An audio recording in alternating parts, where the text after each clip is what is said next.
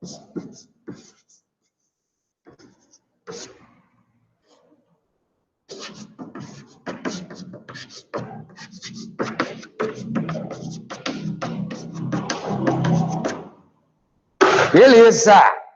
Então vamos aí. Mais uma obra da FUVEST, Romanceiro da Inconfidência, Cecília Meirelles, né? Embora Cecília Meirelles seja uma poetisa ligada à segunda geração do modernismo, na medida em que ela estreia literariamente nessa geração de 30, este livro, especificamente, Romanceiro da Inconfidência, é um livro ligado à geração de 1945, por conta dessa retomada de aspectos tradicionais da poesia, como métrica, como rima, que se você ler os poemas, ou se você ler, você vai verificar, eu vou mostrar alguns, você vai poder ter a possibilidade de enxergar isso, bem como pelo fato de que ela retoma um tipo de poesia tradicional que fora inaugurada na Idade Média. Então, vamos começar por aqui, ó, pelo debate do título, que o título da obra é muito significativo e já aponta para a compreensão que você tem que ter da obra.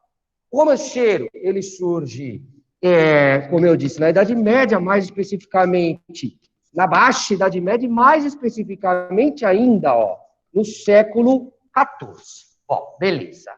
Características do romanceiro. A primeira dessas características é o fato de que o artista aqui, o poeta, ele mistura oralidade com elaboração prévia.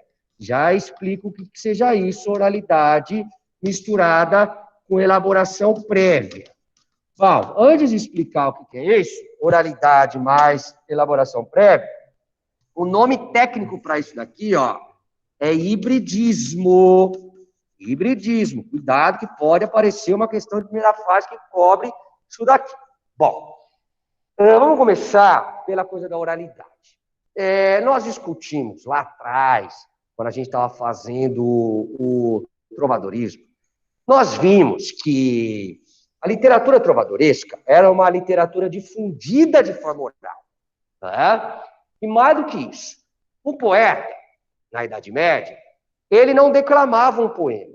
Um poeta, na Idade Média, ele cantava um poema. Por isso que lá na minha aula de trovadorismo eu faço uma associação entre cantigas e canção popular do século XX e do século XXI. Bom, lembrar também que a literatura ela só passa a ser transmitida de forma escrita, portanto, as pessoas só passam a ler literatura, como a gente faz isso, a partir do século XV, com a invenção da imprensa lá pelo Gutenberg. Portanto, essa literatura tem um caráter oralizado, na medida em que um poeta, ele não vai vir aqui na frente de um público e ler o poema dele. Ele vai cantar o poema dele. Portanto, tem uma oralidade de fundo, certo? Questão oral. No entanto, esse poeta, ele não cria aquilo ali na hora. Não é uma literatura, o romanceiro não é uma literatura improvisada. O cara vem e canta o que dá na telha dele de improviso. Há uma elaboração prévia, ou seja, ele faz na casa dele, ele elabora previamente na casa dele. Beleza. Memoriza aquilo ali. E vem e canta para um grande público. É isso que é o hibridismo, que vai caracterizar essa forma poética. No Romanceiro da Inconfidência, a gente percebe uma ligação com essa coisa do hibridismo da oralidade e da elaboração prévia, na medida em que ela incorpora a linguagem coloquial das pessoas da época. Então, tem um caráter oralizante, até por conta da musicalidade também, dos versos, muita utilização de rima, enfim, mais uma linguagem coloquial, beleza? Ó, que é, inclusive, uma ligação com o modernismo de 1922. Ela retoma uma forma tradicional, mas mantém uma coisa do modernismo de 1922, que é a linguagem coloquial. Ó, segunda grande característica aqui, ó. O romanceiro medieval, ele vai ter como centro um cavaleiro andante. um cavaleiro medieval, um militar. E esse cavaleiro medieval, militar, no romanceiro, ele vai assumir uma postura de reflexão sobre a sua própria vida, portanto, uma reflexão existencial sobre o que é a vida, o que é a vida dele especificamente, qual que é o sentido da existência, quanto vai também fazer uma reflexão acerca dos valores éticos e morais da sua sociedade. E se esses valores éticos e morais da sociedade na qual ele está inserido estão sendo respeitados ou não, em que medida, mais ou menos, estão sendo respeitados. Então, tem esse caráter reflexivo aqui no romance. E também é um poema que apresenta um tom narrativo, certo? Conta uma espécie de história. Para discutir esses valores éticos e morais da sociedade, o cara conta histórias. Tem início, desenvolvimento, personagens. Tem um caráter narrativo, portanto, esse tipo de poema. Tá? Que a Cecília, repito, está retomando. Bom, então vai ter tudo isso, tirando a coisa do cavalo.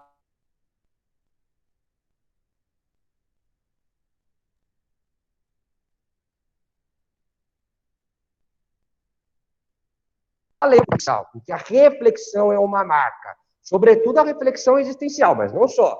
A reflexão existencial que ela faz sobre o que é a vida, o que é o tempo, o que é a passagem do tempo, sobre as fraquezas humanas e tal, que é um debate que eu vou levar, quanto a reflexão de um fato histórico, acerca de um fato histórico, efetivamente. Então, enquanto aqui, no romanceiro medieval, o cavaleiro refletia sobre os valores da sua sociedade, sobre fatos históricos da sua sociedade, a Cecília Meirelles vai retomar, mas vai refletir sobre um fato histórico da realidade brasileira, que é a Inconfidência Mineira, de 1789.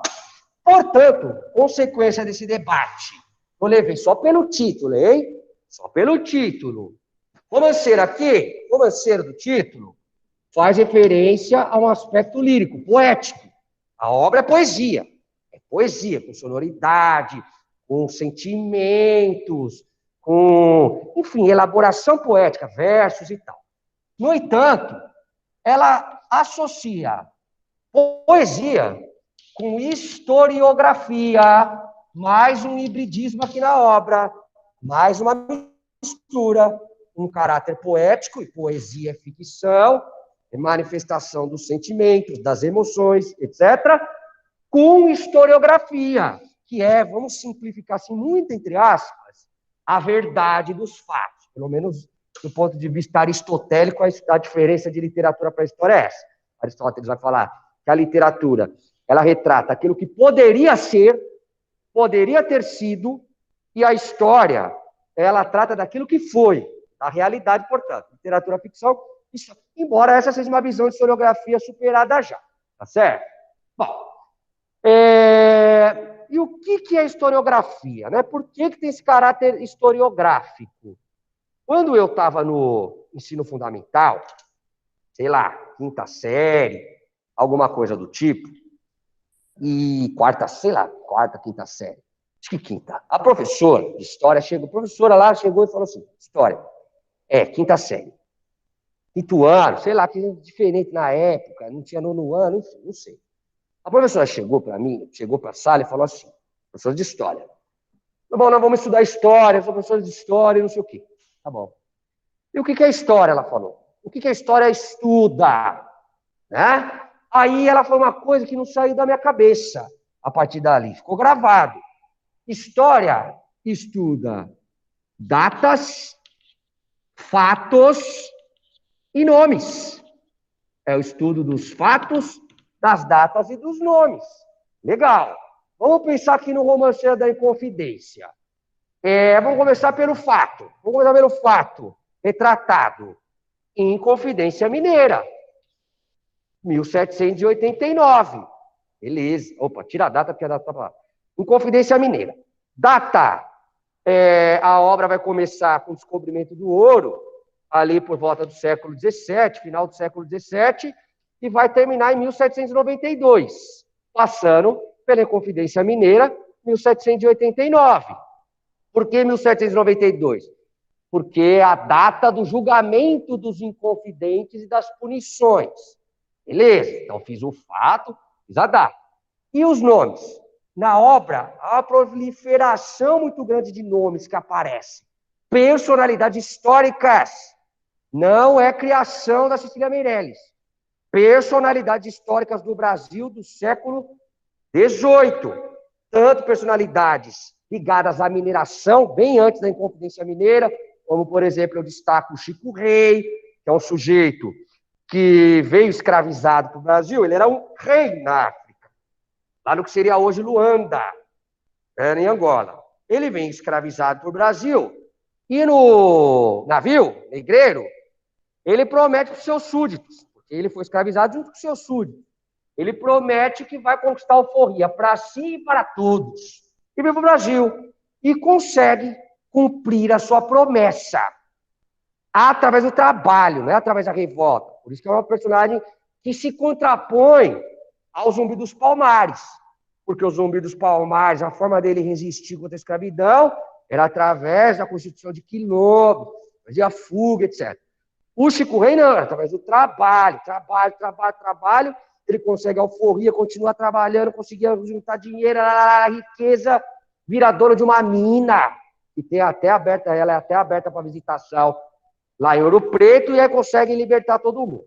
Outro nome, por exemplo, 18, ligado à escravidão também, Chica da Silva, é uma escrava que virou senhora, aí passa pelos Inconfidentes, enfim. O nome que mais se destaca aqui no Romanceiro da Inconfidência é o nome do Tiradentes. E você tem que prestar muita atenção nesse debate sobre o Tiradentes especificamente, porque, insisto, é o nome que mais aparece. São vários os poemas. O livro tem mais ou menos 85, 90 poemas. Muitos poemas falam do Tiradentes, que foi transformado, é bom que se diga, foi transformado numa grande liderança da Inconfidência e, mais do que isso, uma grande liderança do nosso nacionalismo, do nosso patriotismo. Por isso, uma ênfase no Tiradentes, embora Cecília Meirelles, depois eu vou discutir com você, esteja desconstruindo essa ideia idealizada, romantizada, tanto da Inconfidência Mineira, quanto da figura do Tiradentes. Beleza? Então, outra forma de hibridismo.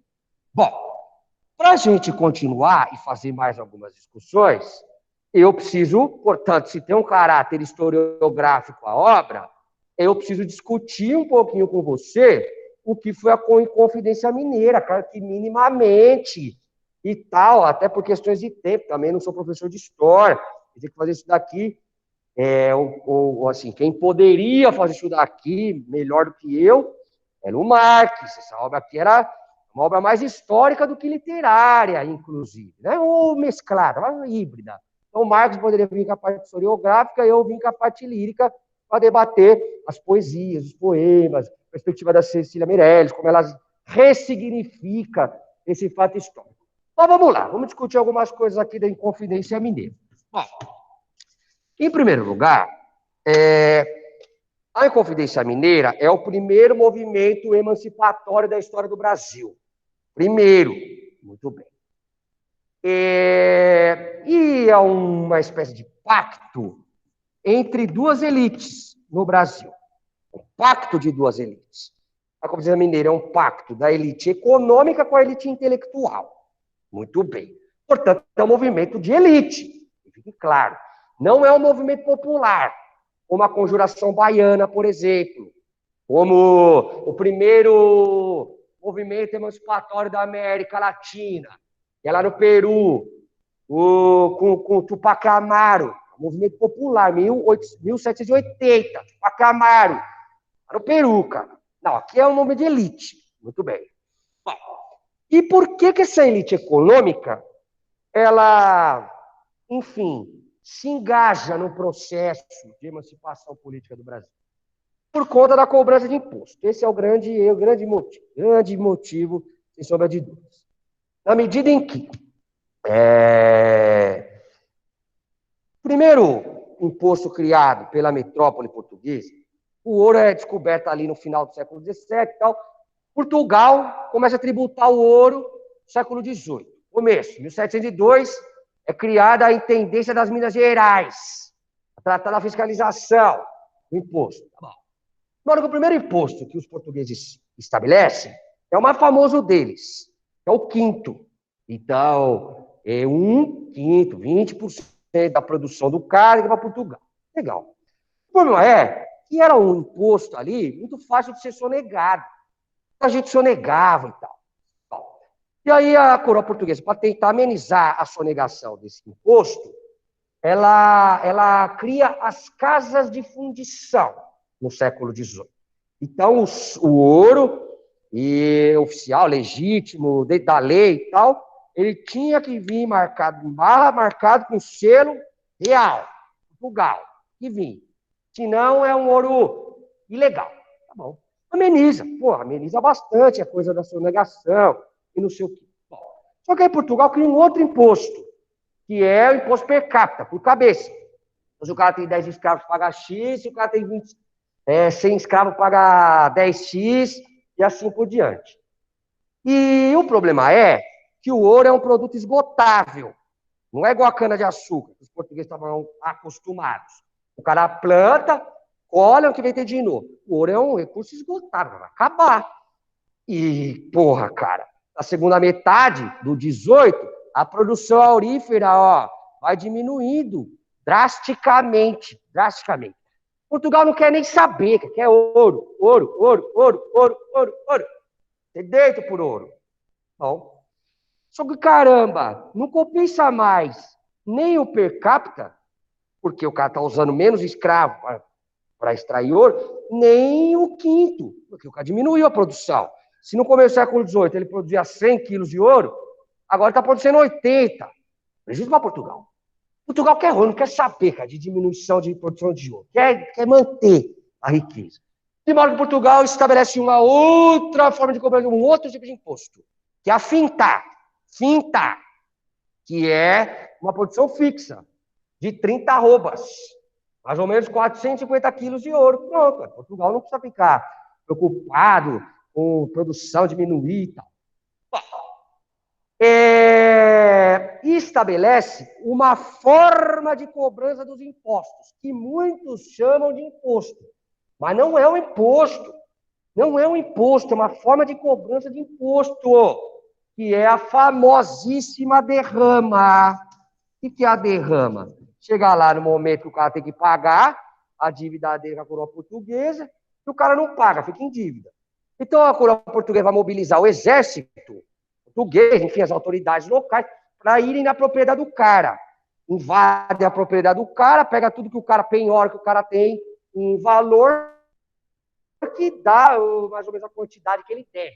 Derrama, chama isso daí. Uma prática, portanto, violenta de cobrança de imposto, né? E, embora seja uma coisa muito famosa, tal da derrama, só houve uma derrama na história do Brasil. Só uma, entre o ano de 63 e 64. Claro, 1763 e 1764. Só que corre o burburinho aqui no século 1789, corre o burburinho que nesse ano vai ter derrama de novo. Tem muita gente endividada. Muita gente que acorda no pescoço, endividada. Pesa-se a isso o fato de que, aí já estou indo para a elite intelectual.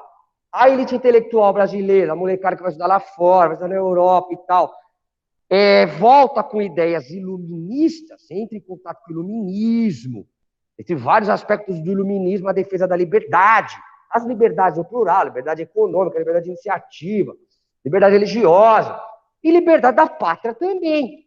Não é? O resultado disso são surtos emancipacionistas pelo mundo inteiro, inclusive os Estados Unidos da América, que conseguem independência e mais do que isso.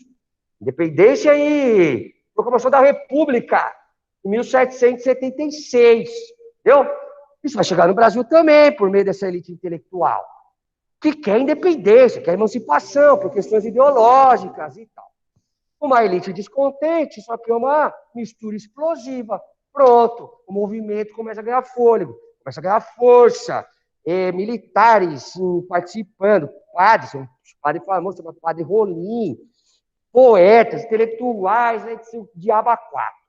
E aí, beleza, tudo tá para acontecer em 1789 positivamente. Tudo muito bem planejado, caramba, e não sei o quê. Só que aí tem um traidor, que aparece também em uns 4, 5 poemas do Romanceiro da Inconfidência, referências a ele, que é o Joaquim Silvério. Joaquim Silvério, que é o primeiro caso de delação premiada da história do Brasil, diga-se de passagem. A mesma delação premiada que agora virou norma aí com a Lava Jato, que é prender o cara, falar, ó, seguinte, vou te prender aqui, e se você não fizer uma delação premiada, se você não falar o que eu quero que você fale, eu vou te manter preso e mais do que isso, vou prender sua filha, vou prender seu filho, vou prender sua esposa. Quem que vai aguentar isso daí? Quem que vai aguentar isso daí? O cara entrega o que você quiser, cara. É uma forma moderna de tortura psicológica. Entendeu? Esse Joaquim Silvério é o primeiro caso, porque ele, sabendo do movimento, claro, ele participava das discussões, ele chega nas autoridades portuguesas e fala, ó, lógico que as autoridades portuguesas estavam sentindo um clima esquisito no ar. Ó, eu sei o que vai acontecer. Tem um movimento aí sendo tramado de independência. Se vocês derem o que eu quero, eu delato o movimento. Tá bom, Joaquim Silvério. O que você quer? Olha o que o cara quer. Olha o que o cara quer. Portugal vai dar, hein? Portugal vai dar para ele. O cara quer, primeiro, o perdão das dívidas. Perdão das dívidas. Beleza. Segundo, uma certa quantidade em ouro. Terceiro, uma pensão vitalícia do Estado português. Todo mês, pro resto da vida, tem que receber um dinheiro. Quarto, o cargo de tesoureiro do Estado de Goiás, São Paulo, Goiás, Minas e Bahia. E quinto, uma entrevista, uma conversa, uma reunião com o príncipe regente Dom João, lá em Portugal. Pô, é coisa pra caramba. Portugal tá, porque mais vale dar o anel para não perder o dedo. Beleza, Joaquim Silvério. Tá aí o que você precisa. Ó, delata o movimento agora. Ele delata, ele entrega tudo nos mínimos detalhes. E aí, meu filho? E aí, minha filha? Sobra para todo mundo. Todo mundo é preso, as lideranças, etc. Um pau desgraçado. E esses julgamentos, eles vão se dar em 1792. 92 é o julgamento. Tem um julgamento legítimo e tal. E, porra, o maior punido nessa história toda foi o Tiradentes, o que teve a punição mais brutal, né? Foi o Tiradentes. Ele foi esquartejado, era o mais pobre no movimento, né? Não quer dizer que ele fosse miserável, não, mas era o mais pobre.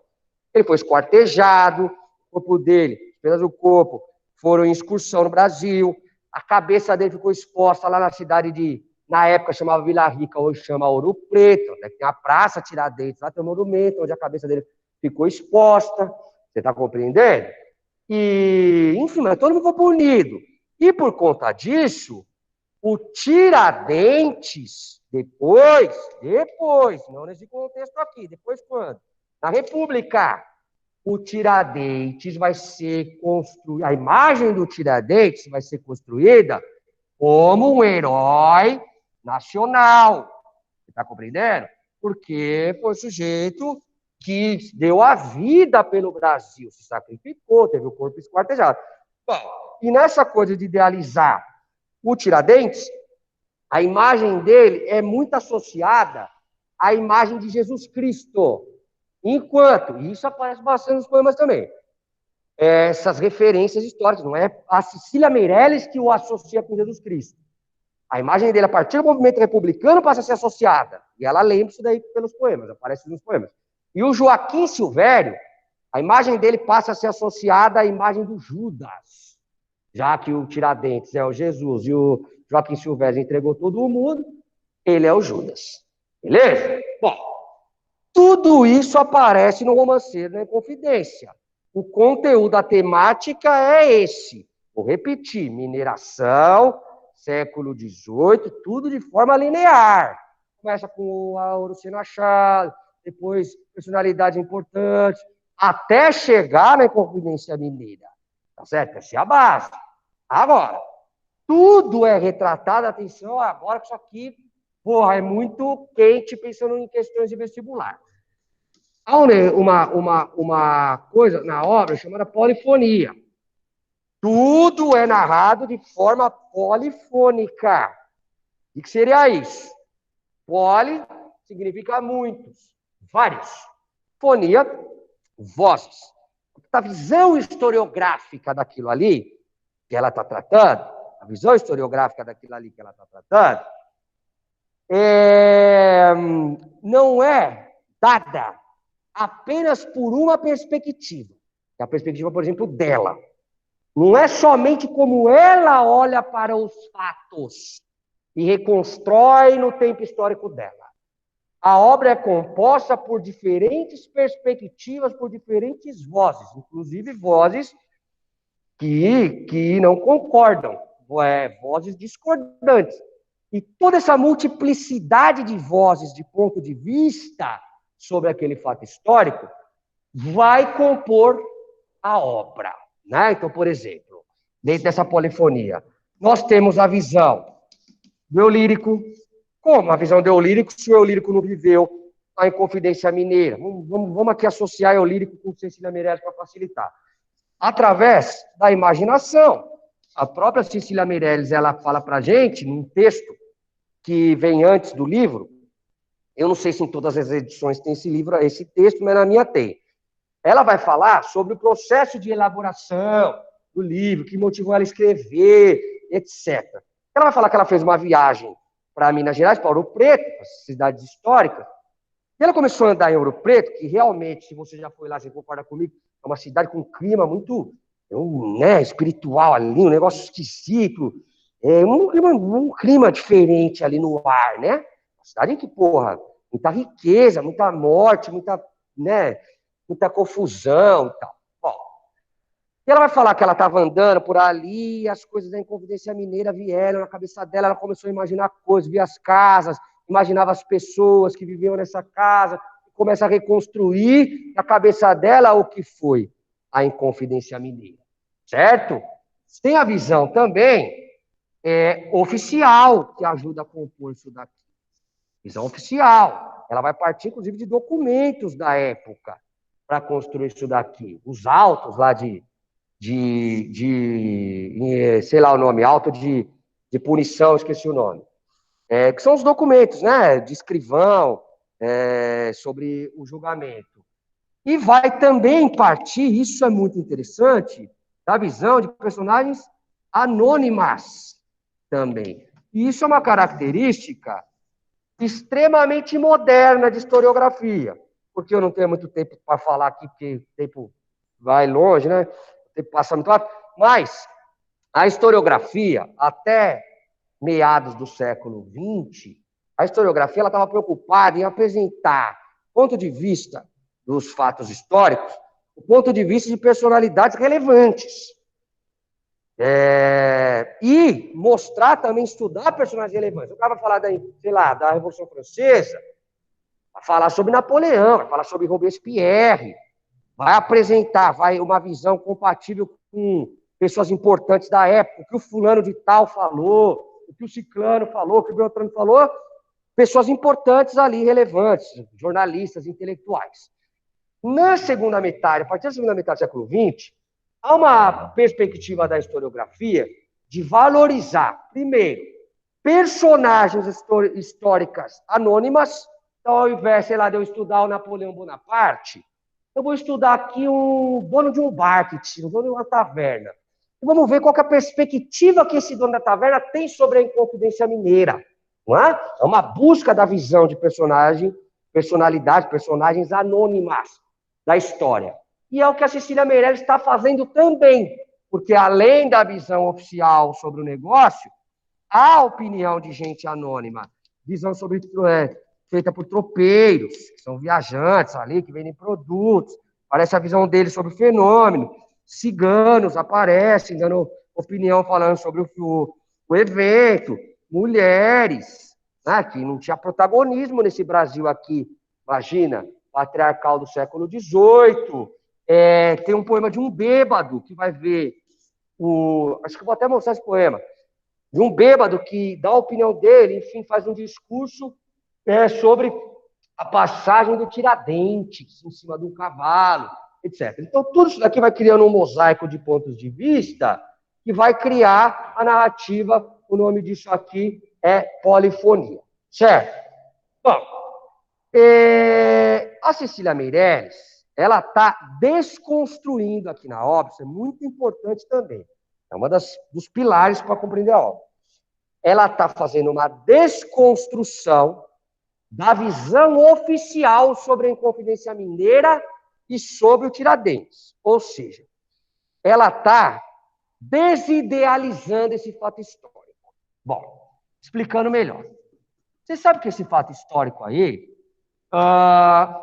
um fato assim absolutamente desimportante da vida nacional, até a proclamação da República. Um fato absolutamente desimportante. Ninguém ligava para isso daí, para a Inconfidência Mineira. E o movimento republicano é que vai retomar a Inconfidência Mineira. E por que vai retomar a Inconfidência Mineira? Porque os republicanos, eles têm uma perspectiva de romper com o Brasil de mentalidade colonial.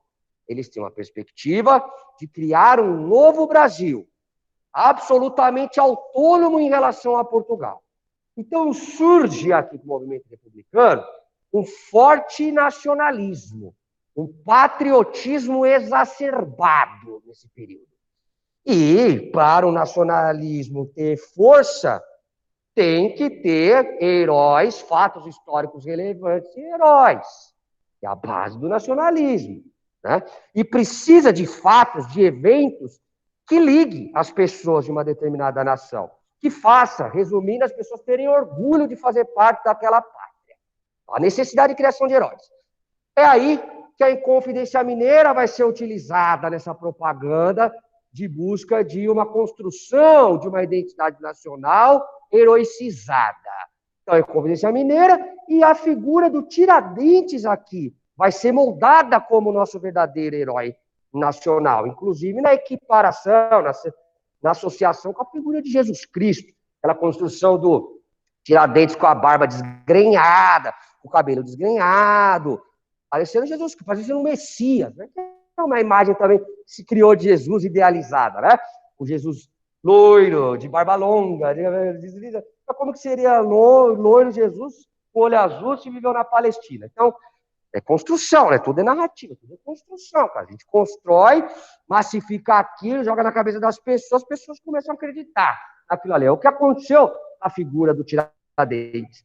A Cecília Meirelles aqui está humanizando a figura do Tiradentes. Não é que ela está criticando, falando que o Tiradentes é um filho da puta. Não é isso. Ela está apenas humanizando. Falando, olha, ele era um homem comum, como todos nós, que sofreu, comeu pão que o diabo amassou, sofreu pra caramba, foi esquartejado, e essa construção como se fosse positivo, ser um herói, é uma construção narrativa. Não é a verdade dos fatos. Ó.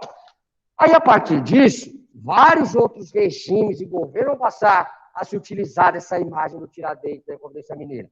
Como, por exemplo, o Getúlio Vargas. E aqui é um ponto importante, ó, porque, a obra ela foi composta em 1900, publicada, né, em 1953, durante a presidência do Getúlio Vargas. O segundo período do Vargas, né, a primeira de 30 a 45, passando pelo Estado Novo em 37, o segundo aí no começo da década de 50, 51 a 54, se eu não me engano. Enfim, mas 53 é Getúlio Vargas. Veja você, Getúlio Vargas vai mobilizar essa coisa do nacionalismo e, portanto, a constituição de heróis nacionais. Legal. Só que olha a discussão da Cecília Meirelles, que é muito interessante. Ela aponta para a hipocrisia desses regimes, mais especificamente do Getúlio Vargas. Por que hipocrisia? Porque, cacete, o que querem, o que são os inconfidentes? São rebeldes, são revolucionários. O que eles querem? Eles querem destituir, tirar as autoridades competentes locais, eles querem fazer uma espécie de revolução. Eles vão contra os valores estabelecidos. Muito bem. Pega o Getúlio Vargas. Eles querem, mais uma palavra, os inconfidentes querem liberdade. Liberdade, cara. Direito de voz, direito de organização e tal. Pega o Getúlio Vargas. O que é o Getúlio Vargas, sobretudo no primeiro momento dele de 30 a 45? Mais ou menos de 37 a 45. Ele é um ditador. Portanto, os valores do Getúlio Vargas são valores contrários aos valores dos inconfidentes. Então, é muita cara de pau, muito oportunismo político, o cara defender, se utilizar das imagens dos inconfidentes que defendem liberdade para a sustentação, inclusive, do seu próprio regime, que é um regime autoritário, cara. Você está compreendendo? A Cecília Meirelles está dando uma paulada aí no Getúlio Vargas, desidealizando o fato. Porque quando ela desconstrói, traz o fato para, sei lá, desidealiza, humaniza a figura do Tiradentes e tal, apresenta o fato como um fato normal, com seus pontos positivos e seus pontos negativos, enfim, humaniza as personalidades, ela tira aquele caráter idealizado da identidade nacional, que é a base para a sustentação de regimes autoritários nacionalistas, cara. Tá entendendo? Bom, mas só para continuar, depois do Getúlio Vargas, o JK vai se utilizar também dessa idealização da Inconfidência Mineira, que é outro nacionalista, e também a ditadura militar. A ditadura militar vai usar essas imagens. Enfim, todo o regime nacionalista vai se utilizar disso daqui. Por quê? Porque nós carecemos de heróis. Nós temos pouco herói, pouco evento histórico, um país muito recente. Então, o único que tem, que eu te diria, mais forte assim, pensando no nacionalismo, pessoas que lutaram pela pátria, é a Inconfidência Mineira, que inclusive é um movimento que não deu certo. Olha o Brasil como é complicado. Idealiza um movimento, isso é a representação do nosso nacionalismo, dos nossos heróis. Mas que herói é esse que não consegue vencer, termina esquartejado? Que evento histórico heróico é esse daí?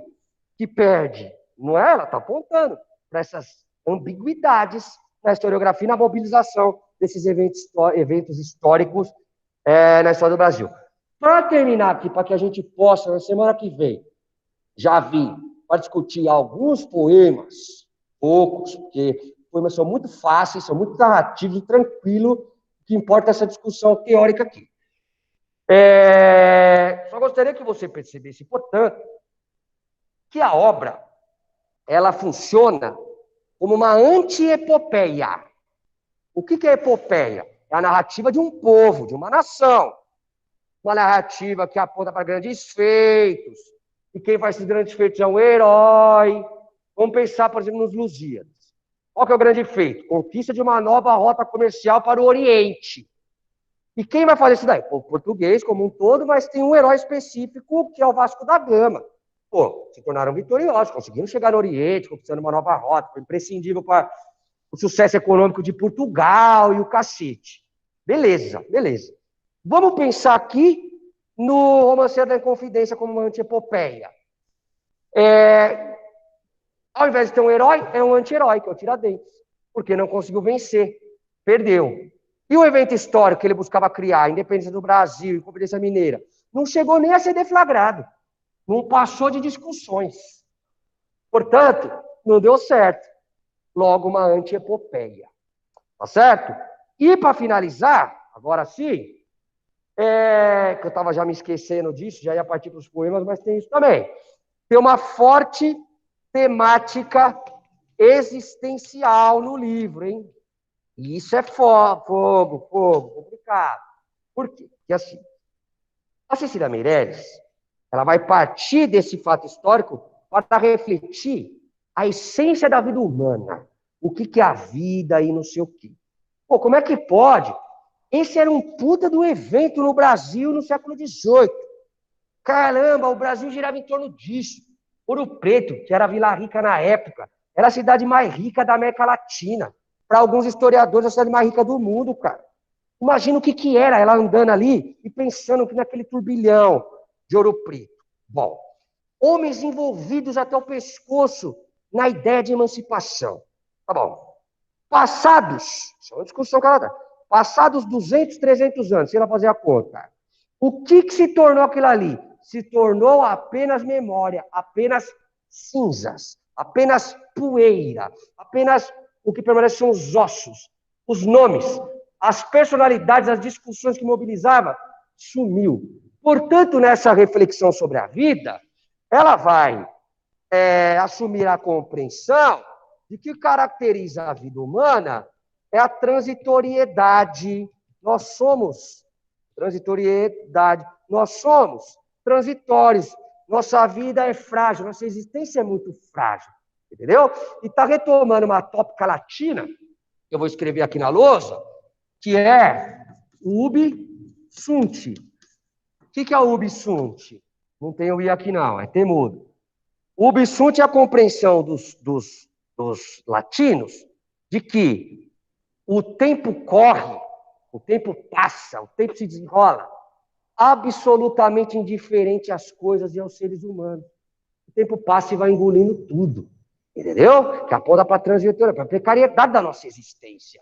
E cuidado com isso daqui, porque isso é um tema muito discutido no Barroco.